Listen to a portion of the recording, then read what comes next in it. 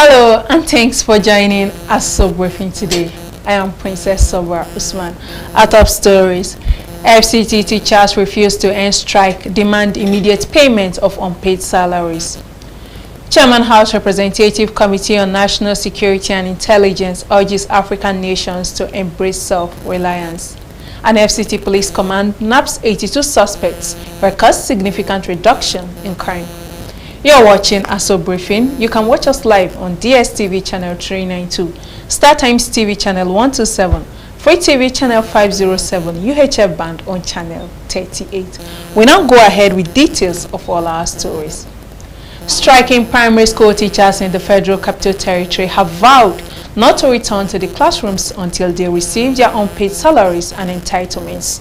This decision was announced by Comrade Abdullahi Muhammad Shafas, the FCT chairman of the Nigerian Union of Teachers, after a crucial meeting of the Union State Wing Executive Council at the Teachers' House in Gwagwalada. Our correspondent Abdullahi Mukhtar completes the story. The teachers have been on strike since March, demanding the payment of backlogs of arrears and other entitlements. Despite efforts by the FCT Minister Barrister Yusuf Wike to resolve the issue, the teachers remain resolute in their stance.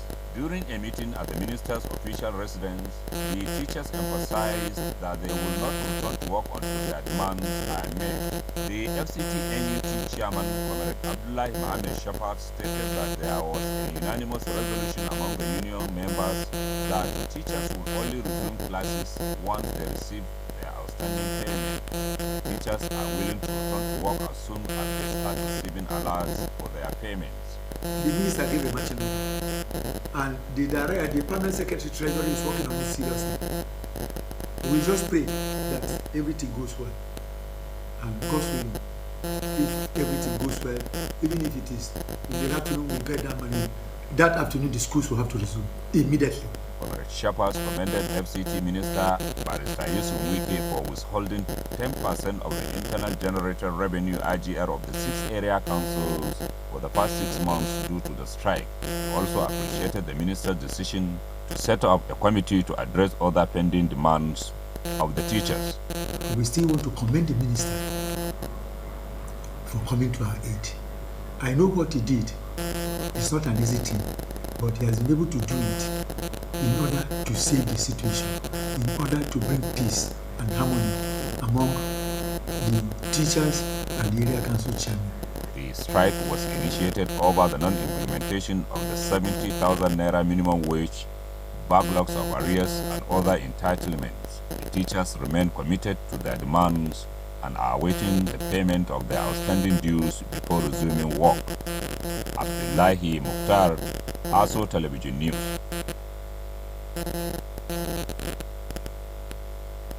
Chairman House of Representative Committee on National Security and Intelligence, Mr. Ahmed Satomi, has urged African countries to break free from dependence on Western powers and instead harness the continent's vast human and natural resources to chart a self-reliant path towards peace, development, and prosperity. The committee's chairman, in an address during the gala night of the 8th conference of the Network of African Parliamentarians for Defense and Security Committees in Abuja, said the time had come for African countries to act with a unified voice, take control of their destiny, and build a continent that reflects its true potential. He warned that unless leaders in the continent take bold steps to confront their challenges ranging from terrorism, food insecurity, and youth unemployment to weak industrial capacity and inherited conflicts, the dream of a prosperous Africa would remain elusive.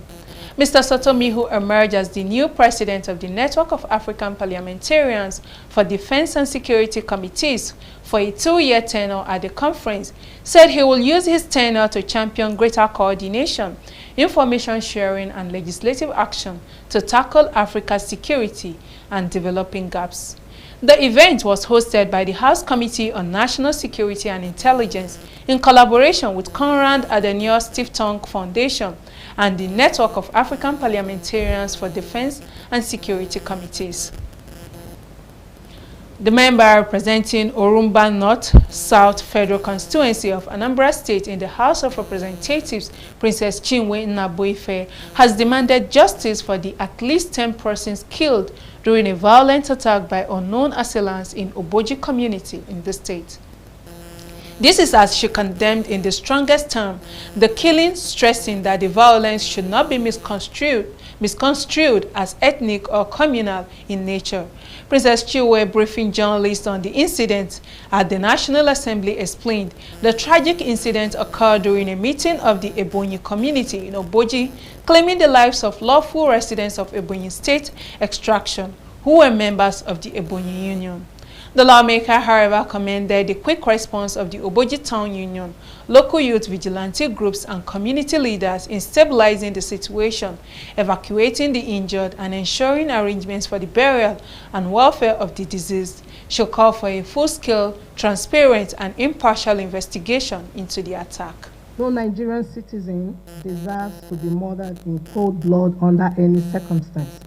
This is an attack on our collective humanity, and it must not go unanswered. I now call on all relevant agencies, including the Nigerian Police Force, Department of State Services, DSS, and the Anambra and the Ebonyi State governments to launch a full-scale, transparent, and impartial investigation into this heinous act.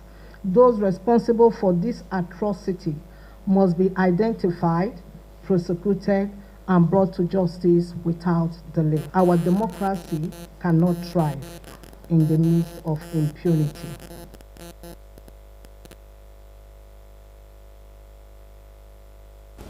The member further appealed to the media and general public to refrain from spreading misinformation or inflaming narratives that could worsen tensions. She expressed deep sympathy to the bereaved families, the people of Ebonyi State, and the residents of Oboji.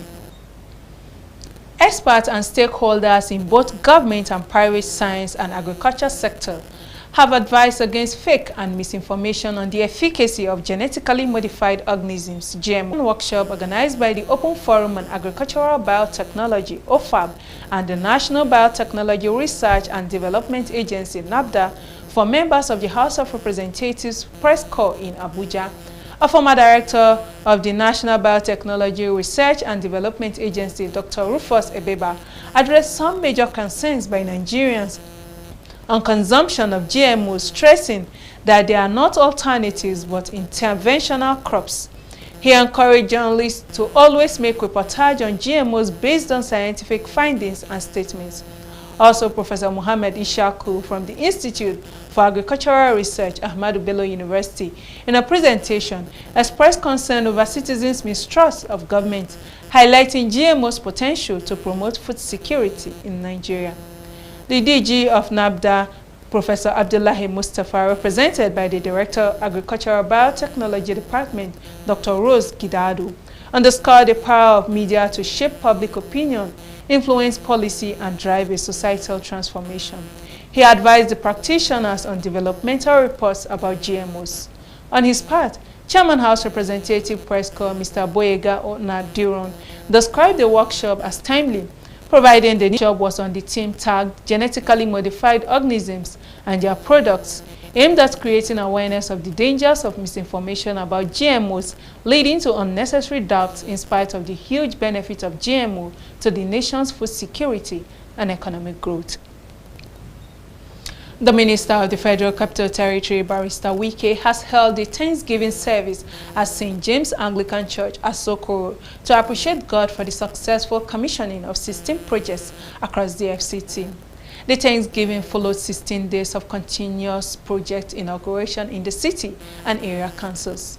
The minister said the Thanksgiving was necessary to acknowledge divine grace, noting that the entire commissioning exercise was completed without any accident or loss of life. He attributed the successful delivery of the projects to the support of President Bola Tinubu, who approved funding for the initiatives.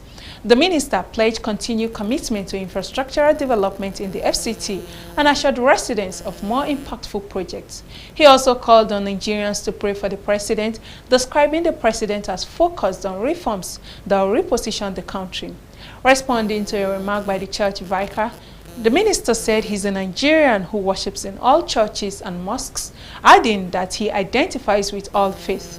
He also promised to look into a request made by the church for the construction of the Piwo-Izidu Road. The vicar of the church, Venerable Ben Idume, commended the minister's developmental efforts and offered prayers for his continued success. The